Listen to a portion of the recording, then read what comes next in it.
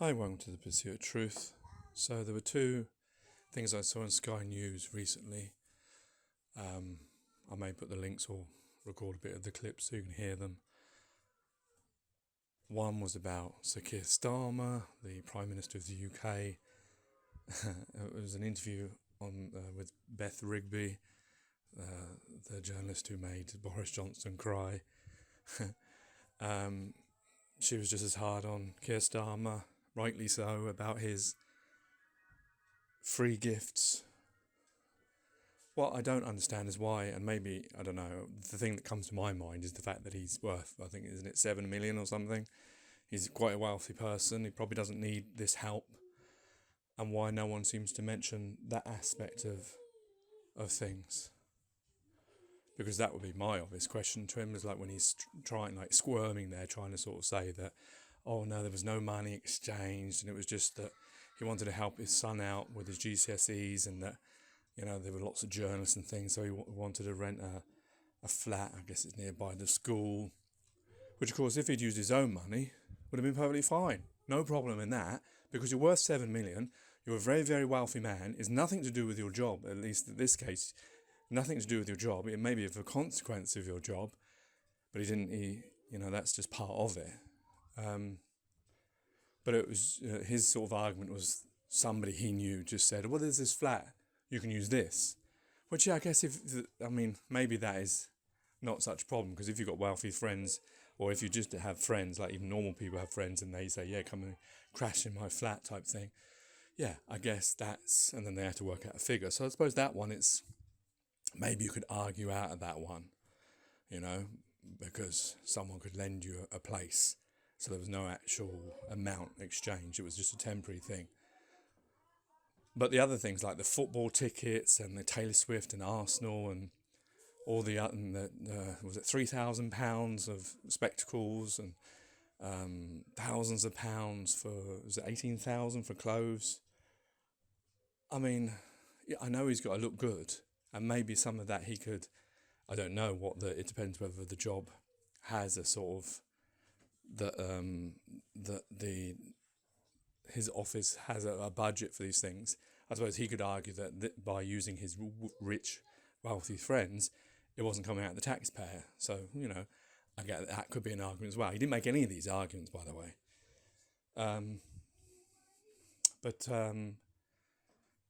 The problem is that the optics of it looks bad, whichever way you look at it, because he's talking about, I want to be different from every other prime minister, and it's about the service and not what you can get from it. Whereas this is exactly the problem. When a person gets chucked out of their house, they don't have somebody they can go to that can give them a new place to go and stay in. They don't get that help, even through the council, and for the things that when people are destitute, they don't get that help that he's getting. And yes, I know it's because but this is the problem. It's because the difference, but he should be not wanting that difference, because obviously Labour is meant to be different from the Conservatives. It's meant to be about the people. It's meant to be about like the honest workers, as it were. They're old-fashioned how Labour was, how they sell themselves as a more moral kind of party, for the people, as opposed to economics, which is maybe more conservative territory historically. But they're all the same, and this is what shows it, because he's getting £100,000 worth of freebies that he doesn't need because he's worth 7 million and because he's got, a lot of money. And some of the things, maybe you could argue, like I say, but like £3,000 of spectacles. What bloody spectacles are they? Unless they're for everyone in his family. He's got a pair of spectacles worth £3,000. What is he, Bono? Like, why does anyone? But I guess this is a different thing. This is, like my understanding of things is that, well, I don't want money and all that kind of stuff, but I guess when you're wealthy and when you're important, then suddenly the £100 Specsavers deal, or whichever place you go to, is not good enough. It won't look good enough. But will anyone actually know the difference if it's them or a pair of Ray-Bans or, Calvin Klein glasses or whatever? I don't know. But, is he... The problem is because we all know he's well-spoken, he's not like a normal, say, Labour person, but he's well, not to say that it shouldn't be that way around, but all of them have gone to public schools, isn't it? Private schools, or the fancy schools. So maybe he's more of a Tory than a Labour, really. But he's not made a great start from himself. He's probably lost a lot of respect from people because, he looks just like the rest of them. That it's, the backhander's the money. I know it's not a backhander, and he's not coming out sort of saying, yeah, I'm sorry. And yeah, you're right, him trying to defend himself and not actually, like most politicians, I'm not going to see the point you're making, even though this point you're making, like Beth Wrigley does, is like just, undefensible. You just need to own up to it, and say, yeah, I shouldn't have taken all this money. I've got lots of money myself. I don't need help from anyone else. And I should have said, no, I'll pay for it because I've got lots of money. And that way that money goes back into the tax system anyway, and then helps us all out. And it's not just that because you are somebody, the position that, remember, this position isn't like someone who's built up to it like a rock star or writer or whatever. This is something that's elected to serve, us people. We voted him in to do a job for the people. And therefore he shouldn't be getting all these benefits for it.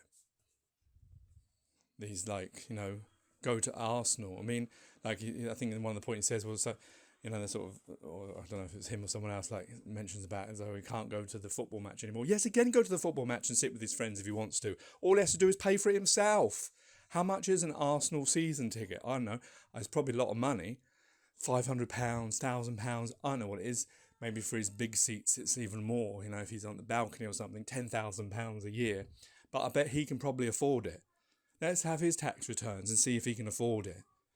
He's not in a council estate. He's not having to get universal credit. He's not having to, to struggle of, gas, electricity, or to eat.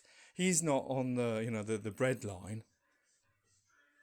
Yeah, I know he's not getting paid as much as Sue Gray. What that's all about, I don't know. But he has enough money to afford these things himself. And he should have been thinking about, well, everything gets out. He saw how Boris Johnson dealt with things and how that came back to bite him on the bum, and he would ridicule him about that. And now look what he's done. He's just put himself in exactly the same position, which is what we all know anyway. All these politicians around the world, all these people in suits are all the same. They're all out for themselves, because if they were out for all of us, collectively, they'd come together and say, wait a minute, this system that we're doing of money and this system of how we're dividing each other up and fighting against each other when we've given one existence is not actually beneficial to humanity. Let's change this system. Let's get rid of money. Let's do things for free because we all have the energy and resources and the mind power. Let's make every country as good as each other. Let's stop thinking about this bit of land, that bit of land, because we'll all die one day and we can never take it with us. Let's make a nice place for every baby that's born today. Let's not have money for medicines that people then die because they can't do it and all that kind of stuff. But they never come up with all of that.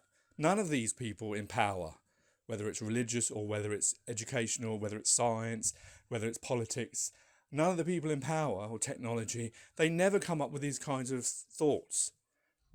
They never. I mean, I know, yeah, because the impossibility is how do you convince everyone else in the room to do it? Because everybody wants to be the man on the throne. Everybody wants to be the best and everyone else not to be. Why do we have that kind of mentality? Because we're not born with it. Babies play with each other equally, lovingly, not noticing any difference between rich or poor or colour of skin or anything like that. We're taught that by the people that are above us. I know I've wandered into my normal territory, and the other thing I saw, which was about Israel and Beirut and Lebanon, and I know I did references in the strange dream I saw that I put this morning, about Hezbollah's leader has been targeted in Beirut, I think a few others, and is considered a terrorist organisation, and I'm not coming to defence of anyone. The only thing is, my only worry is, and I think this comes partly from how America dealt with Iraq and Afghanistan and, how it passed the UN resolutions or fake them to get them through and made up stories and all that kind of stuff to go in there. It's catalyst down to now Israel doing the same kind of thing, and this may and Russia doing the same thing, and of just, going into someone else's country and pretending it's not a war, but blowing up places inside capitals and, saying that, oh, we're going for terrorists, okay, but there may be some collateral damage, i.e. civilians, actual, normal people. And this is like escalating now, with what was Russia doing in Ukraine, and now Israel, what they've done in Gaza, and now what they're doing in Lebanon. When it was on the border, it was sort of like, okay, they have these little border things because this border is an area, but now like hitting capitals. In the old days, that would be considered, an act of war. And it's probably only because both sides don't really want to get into a war that they're sort of, turning an eye to it and saying, okay, we're going to do these little things. And then, and we're going to agree that we're not going to go to war about it.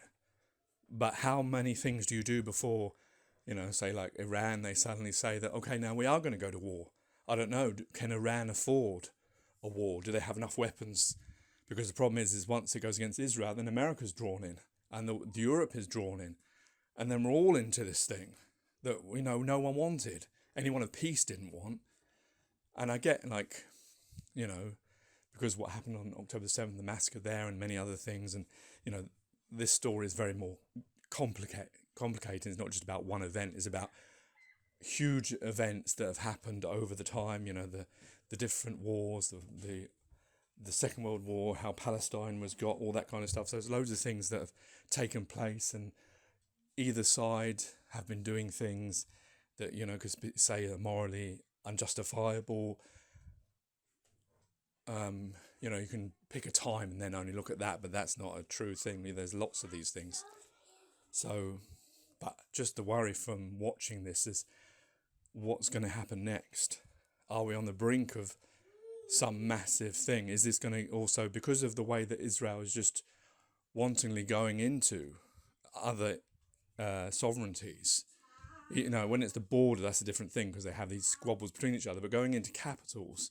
Now, if Hezbollah do the same thing and hit, Jerusalem or somewhere like that, what's going to be the reaction to that? Or if Iran now say that Israel passed the red line and now Iran are going to start bombing Israel, and then America will have to come to the defense of Israel, even if they don't want to, because they've told Israel not to do these things, because they're worried about this. And then what's the reaction that other countries in the world see? Like China, or North Korea or Russia, who then think, well, wait a minute, now we can do things that we want to do. We can be like this as well. We can attack sovereign countries. Why can't we attack sovereign countries and get the protection of the Western world, who turn a blind eye when people are bombing, whether it's for terrorism or not? Because America does this. That's the problem. They're the one that started it, because they go around bombing places in Syria because they had conflicts there. But once they're out, they're out. But they're still going in there to drop bombs on places, or the West, and to do these things. And yes, I get it. We want to eradicate terrorism. No one wants terrorism. But the fact is, if it's in someone else's country, that's problematic, because then you're creating what could be considered an act of war. And who wants to be at war? But this is the problem, because all these powerful people, they don't have to worry about all this stuff. Because it's not them, unless you're the leader of Hezbollah, but they don't have to worry about this stuff, because they can sit in their bunkers and they can send other people to do their dirty work, as it were, for them. Because they won't be firing the triggers, they won't be flying the jets, they won't be killing, these terrorists or the civilians that are around them, the children, women and men who have got nothing to do with this, who are just bystanders, happen to be in these capitals and these places. The people that have to flee their own homes, they're now sleeping on the floors. All these people, they won't. They're the ones who are going to suffer, the ordinary people, not the powerful people in their suits who can sit in their bunkers and get other people. This is the greatest stupidity of humanity, and the thing that, because of the way we're divided up and we're, patriotism is created, so that's because we have there's the ability to be able to get someone to with pride stand up and put a uniform on and go kill people for you, to be a murderer, to be a serial killer, but in a uniform, and then somehow that's legitimate because you're doing something for king and country. This is the kind of mind fuck, sorry for the swearing, that this world is bred in all of us. And then, of course, because you say, well, this person's a terrorist, or this person does this or that, the other, then that has a justification also for killing other human beings. And I know that, obviously, if someone does something bad, then there should be some kind of repercussion for it. I get that. I'm not trying to defend terrorists or bad people, this, that, and the other. The problem, what I'm seeing, is that the whole humanity is fucked up, to use that vernacular. That's the real problem. We're all so gone from where we should be that we're allowing these things that keep occurring over and over again throughout history, and will continue to, whilst we see ourselves as divided. I know I'm coming back to my usual story, but that is the root of the problem. The root of the problem is how we see ourselves as English, American, Russians, Iranian, Israeli, whatever country we see ourselves as. We don't see ourselves as what we truly are, as human beings, all of us, human beings. And that we should be doing things for each other, finding ways to be together, finding ways to cure things, finding ways to make each other's lives, and all of us as a collective, better. Because that would be better for everyone, no? Why would you want to live a world where you could live okay, but half of the world could live in poverty, half of the world could live with disease, half the world could live in debt, half the world could live not having those things? Even in the rich countries, where you have, if you divide it down to that, half of them, majority of them, 90% of them not having a great life, not being able to do what they really want to, or what they could be able to do, not being able to explore the whole place that they've found themselves upon with this one existence. Being in poverty, being suicidal, having mental health problems because of the way we box ourselves into this system that was created thousands of years ago by people that came up with these ideas because they were prideful, because they were greedy, because they were, that way inclined. We should be beyond that now. Anyway, sorry for my rant. Take care, take it easy, God bless and peace. Being declared, and sitting behind the numbers are some human explanations. So quite a lot of that money was for tickets for football matches. I pay for my own tickets at Arsenal. I've got season tickets. Unfortunately, I can't sit in the stand anymore for security reasons. And the club have said, well, in which case, be our guest in the director's box, if and when there's space. Now, no money changes hands. You can't buy a ticket, but then the register says, well, what's the amount that would be the equivalent even though you didn't buy the ticket? And that has to be declared. Yes.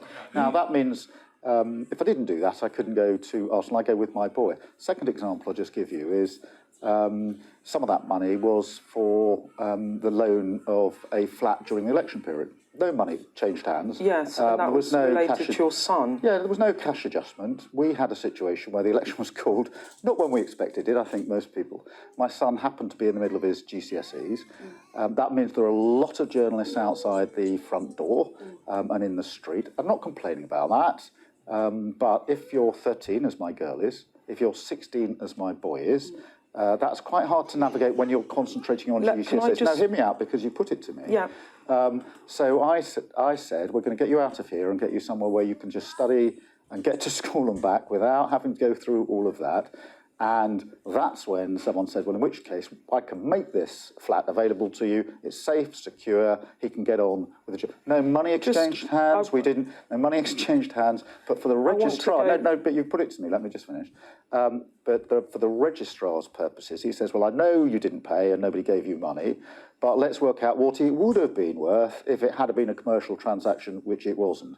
So I'm not saying, of course, I understand why you ask questions, etc. But I do think sometimes it's important just to sort of look behind the number and say, what was the human story behind some of this? And I wasn't going to let my son fail or not do well in his GCSEs because of journalists outside our front door. We also, as you know, had protesters outside our front door. Sometimes, do you find these questions hard? Do I find protesters outside my front door when our children are in there worrying? Yes, I absolutely do. Do I want my son doing his GCSEs walking through journalists and protesters? No, I don't. I promised him, my wife and I promised our children would protect them.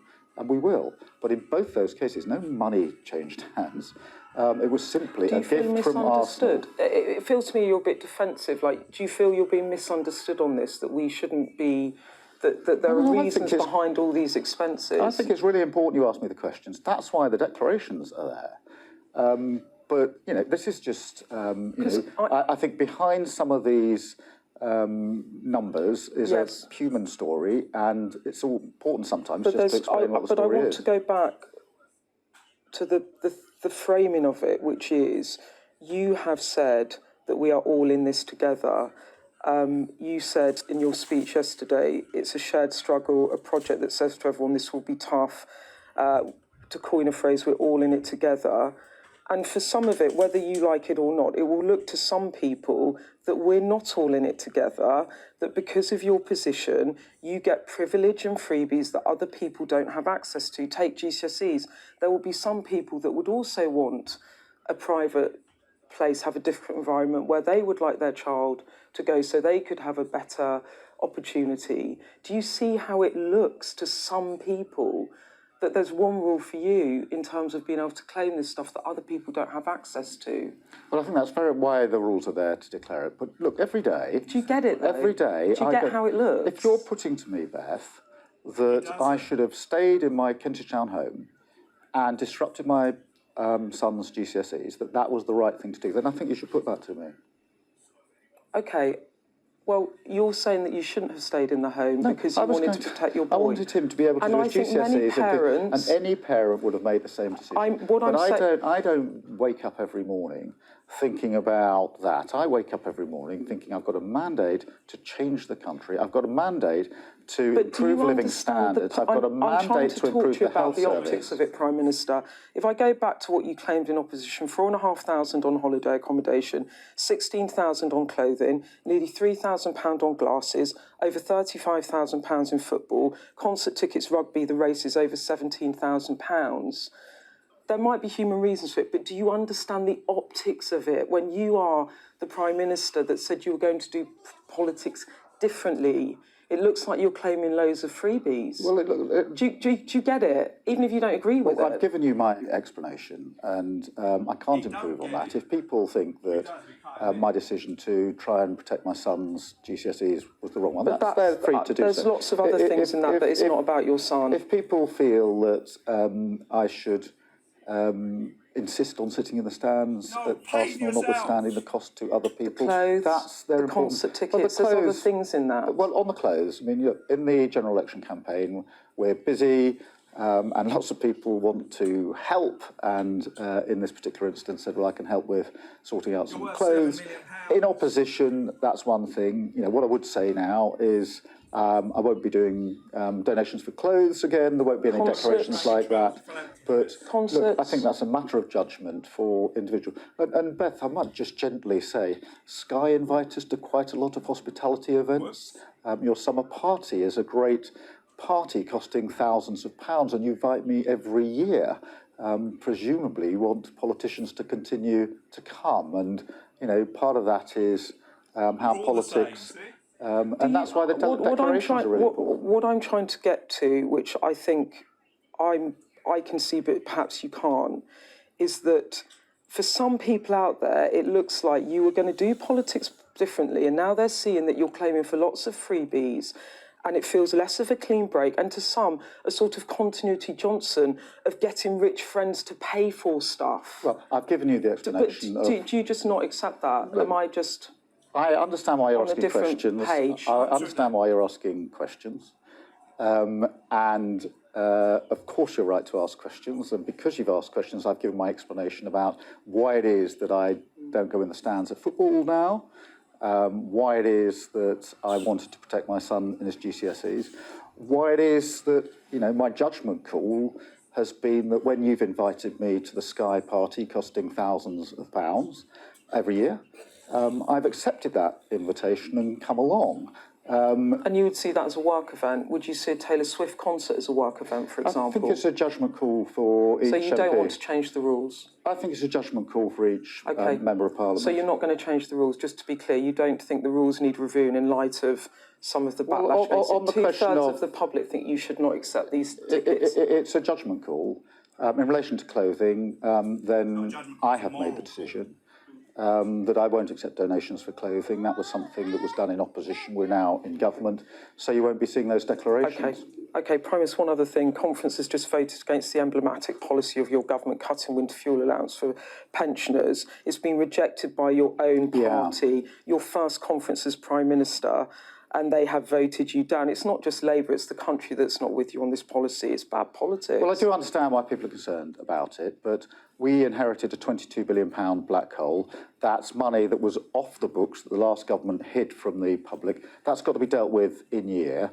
We've taken a decision to deal with it because that will stabilise the economy. That means we can commit and through you I recommit to the triple lock, which means that for pensioners, state pensioners, there was £900 extra this year, 460 predicted next year, and so on and so forth, which is why by stabilising the economy, we can ensure that pensioners are better off with a Labour government. Now, if that is confirmed to mean that he has been killed in this strike, then that would be an enormous development, a significant development, a game-changing development.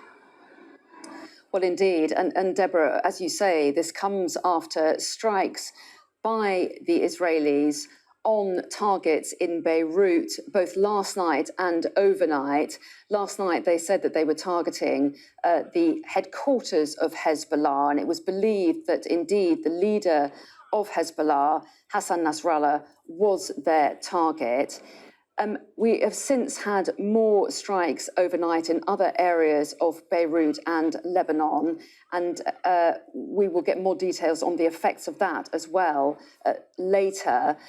But Deborah, just how significant would it be if Israel has indeed taken out the leader of Hezbollah?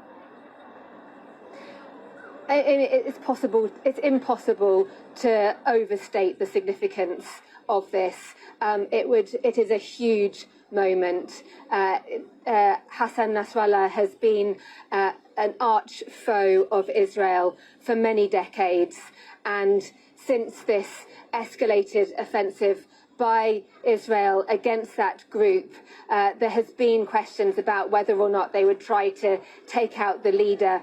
Clearly, his name is synonymous with Hezbollah, and he has been the leader of the group for more than 30 years.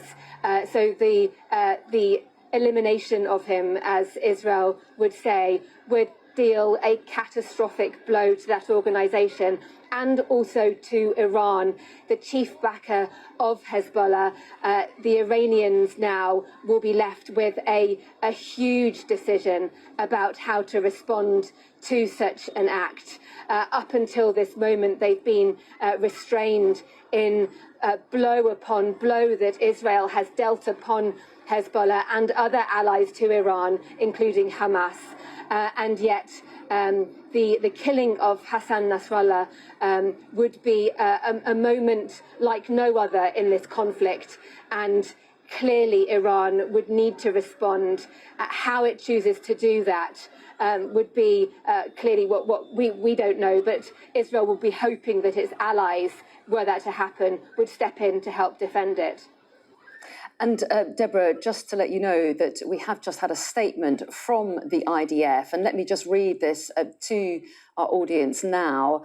They have said in the last few moments, the IDF eliminated the so-called Hassan Nasrallah, the leader of the terrorist organisation Hezbollah. IDF statement goes on. Yesterday, the IDF killed Hassan Nasrallah, the leader of the terrorist organisation Hezbollah and one of its founders. The IDF also killed Ali Karaki, the commander of the Southern Front in the terrorist organisation Hezbollah, and a number of other Hezbollah leaders. Air Force planes with precise intelligence guidance from the Security Establishment's Intelligence Agency, they say, raided Hezbollah's central headquarters located underground under a residential building in the southern suburb area. The raid was carried out while the leadership of the War of God was inside the headquarters and was coordinating terrorist activities against the citizens of Israel. And just to continue with this statement from the IDF, they go on to say, during his 32 years as leader of the terrorist organization Hezbollah, Hassan Nasrallah was responsible for the killing of a large number of Israeli citizens and IDF soldiers, in addition to planning and executing thousands of terrorist acts against the state of Israel and around the world. And the IDF say that Nasrallah was the main decision maker in the organization and had a sole and final say on every strategic decision Hezbollah made, and sometimes on tactical decisions as well. Just to continue, it's a fairly long statement, but we are near the end now. IDF says on October the 8th, the terrorist organization Hezbollah and its leader Hassan Nasrallah joined the war against the state of Israel. Since then, Hezbollah has continued its attacks against the citizens of Israel and dragged the state of Lebanon and the region into escalation. The IDF will continue to target anyone who promotes and engages in terrorist acts and the citizens of the state of Israel. So that is the IDF's statement in the last few minutes, Deborah, where they say they have eliminated, as they put it, the so-called Hassan Nasrallah, leader of Hezbollah. Alex, your reaction to this breaking news? I mean, this has long been suspected overnight when we didn't hear any particular confirmation or denial of Hassan Nasrallah's death, and the longer it went on, the more it seemed that this was a possible likelihood. The Hezbollah group appears to be in some disarray. There was a huge amount of tension last night and overnight from amongst Hezbollah supporters, loyalists. The area of Dahia is known to be a big stronghold of the militant group. It does have offices there. There are clearly a lot of loyalist supporters, and their top command appears to meet there regularly, as we've seen from the targeted assassinations over the past few weeks or so. But it is also a densely, very heavily populated residential area with a big Christian group that live there, and it's usually very, very populated. It's packed full of families and civilians, as well as those who are part of the Hezbollah High Command. We're actually just on the edge of Dahia, the area going into where the site has, the area where the bombing took place is being very tightly controlled by the Hezbollah group right now. So it's very hard to get anywhere close there, although one of the Sky producers is there and talks about how it feels like it's a ghost town, that area. It's emptied of people. There are still a lot of emergency workers, as you probably saw just a few moments ago, who are moving around the city. We're seeing a very large group of people who have been displaced from Dahia or from nearby, because the bombing went on through the night and in the early hours of the morning. They're sleeping on pavements, they're sleeping on the beaches, whole families have been packed into the back of trucks, on motorbikes, walking. And many of them are Syrian refugees who are being displaced in previous wars. One mother I spoke to with 3 children had been in Lebanon trying to seek sanctuary for 11 years. She moved twice overnight with her children to try and reach safety. So the city is weirdly on red alert, if you like. The Lebanese economy minister told Yalda Hakim overnight how he felt that this was an all-out war on Lebanon. We're hearing of airstrikes much further south in Tyre, where we came from last night, as well as Mount Lebanon, which is about 60 kilometres away from north of the southern front line, and where a lot of displaced people had run to from the previous few days. So there is very definitely a feeling, despite what the Israeli forces are saying, that they are targeting specific Hezbollah military infrastructure, political infrastructure, leadership and command centres. There is very much to protect US forces and facilities in the region and is committed to the defense of Israel. In another update from the Pentagon, we understand Lloyd Austin has stressed that the US is determined to prevent Iran and Iranian-backed partners, clearly a reference to Hezbollah, Hamas, and the Houthi rebels, and their proxies from exploiting the situation or expanding the conflict. Now, we understand that Lloyd Austin spoke to his counterpart in Israel at least twice yesterday. Another update, Israeli Prime Minister Benjamin Netanyahu, on arrival in Israel, has said that he will hold a security consultation later on Saturday. Of course, it is Shabbat in Israel today, but we are hearing that he will now hold a security consultation. I'm guessing that's the equivalent of something like a Cobra meeting. If you are now just tuning in, you're watching Sky News. It is 4 o'clock in the UK, 6 o'clock in Israel, where air raid sirens have been heard in Tel Aviv and central Israel. Air raid sirens at Tel Aviv International Airport, where Benjamin Netanyahu, the Prime Minister, just landed. Air raid sirens, and shortly afterwards explosions in central Israel. We'll bring you more on that as and when we get it. But a short while ago, we did hear from Israeli military spokesman Rear Admiral Daniel Hagari on those Israeli strikes in Lebanon. What's happening live?